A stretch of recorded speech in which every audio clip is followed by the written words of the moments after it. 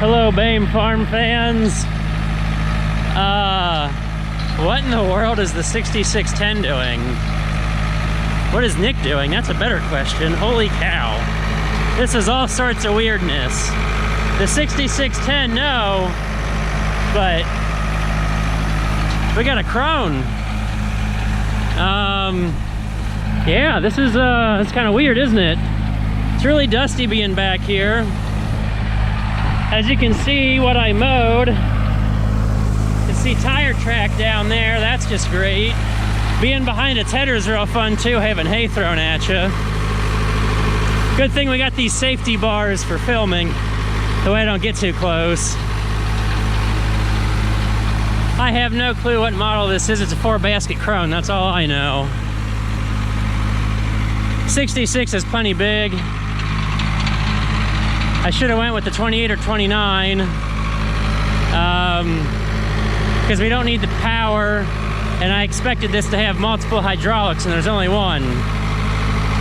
So yeah, right now this is as close as I will ever get to a demo. I'm borrowing this from, let's say, a country neighbor. This is the newest thing he owns. So, if anything happens to it, I'm dead.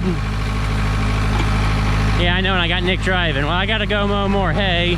Gotta go make more bad life decisions because I got old ladies who have nothing better to worry about other than when their field's gonna get mowed. They have no stake in it. They don't need any of the hay for their animals. Nothing's gonna change whether I mow it today, tomorrow, a month from now, other than their neighbors wonder when it's gonna get mowed. Well, guess what? It'll happen whenever the rain stops, and hopefully I'm not rutting it up worse than this field. So I don't know much about it other than, yeah, it's a 4-basket Krone. We're covering, when we're pulling it straight, it's got this fun feature. Now we can pull it sideways and it throws it away from the edge, which I have a little ditch there.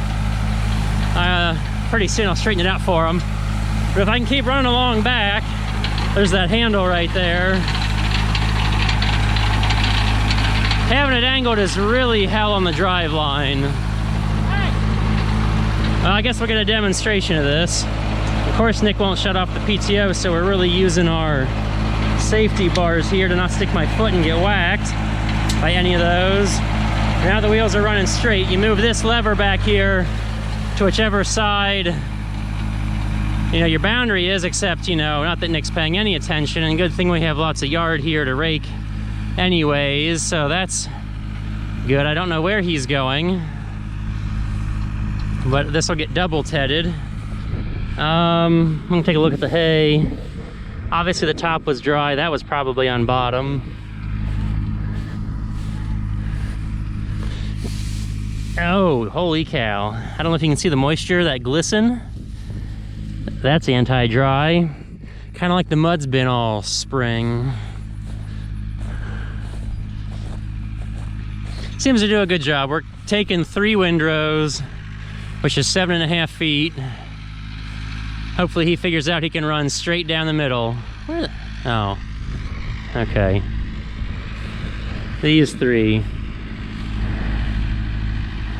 Yeah, which is nice. Good thing I don't have a wider mower. He's not running right down the middle though. He should be down the middle more.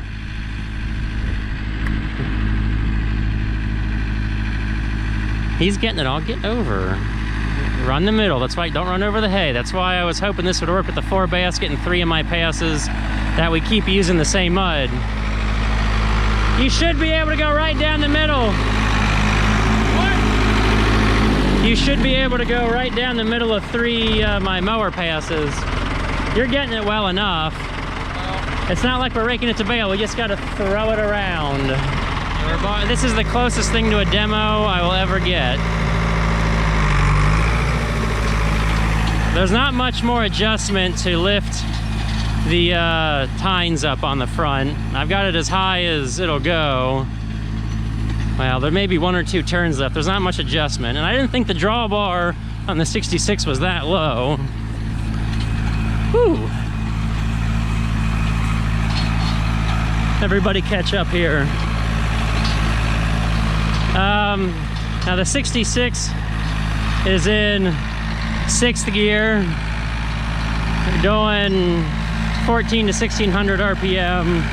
I wish we had a gear just a little bit faster, but I think we're getting a pretty good throw out the back, because there's some nice greenery back on top. If we look at the sky, this is the most sun we've had all day. There is clouds around and that wildfire haze above. That's really a joy.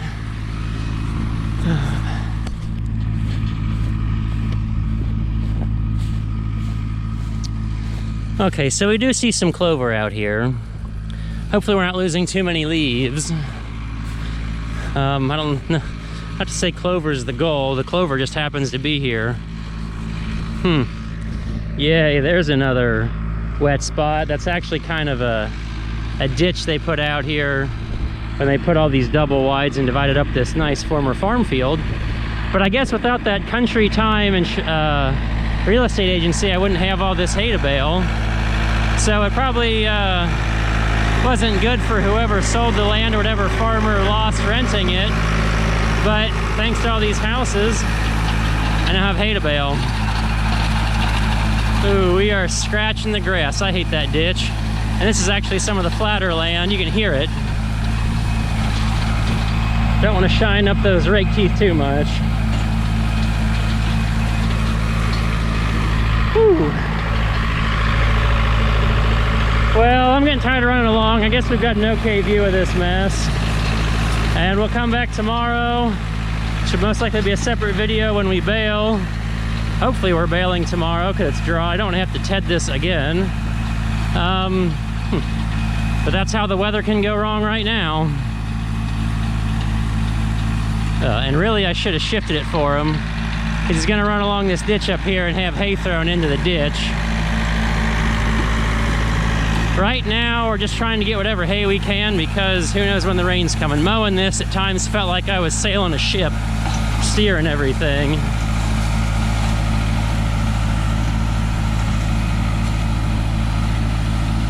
This is just no fun to run back here, but at least I know I'm not gonna get run over when I'm behind everything. Okay guys, we'll catch you later with more fun farming action. Well, that's a couple days later, and I'm raking. Since we tedded the hay, you can't see windrows from mowing out here at all. And because of the greenness of the grass, yeah, the hay doesn't necessarily look so green, tedding it out exposed to the sun, and we're actually a day behind. This was supposed to be baled yesterday, but we had a small breakdown with the baler. But the rake is, I mean, we're picking it up, we're putting it in a bale. The baler's behaving today, and we're just having a blast. We can't see the baler. The baler is over yonder. Nick's driving the baler. And we got one of the landowners here. He likes to get out and show off his muscle every once in a while, and he's stacking some right now. And after this, we've got a whole nother field to go to. But I'll tell you what, this the tedding worked out great. It's definitely dry. Don't have to worry about any wet spots. There was one section that didn't get tedded, and it was still wet underneath after 5 days. That's how wet the ground is. Now it might have dried being here in a windrow enough, like there'd be enough dry on top, and then rolling it like we are right now to put it on top with the rake, and then in the half hour waiting to be baled, yeah, it might have dried enough. But now we definitely do not have to worry about that. So that's good. Really got to look harder for a tedder. I tell myself that, but I haven't tracked one down.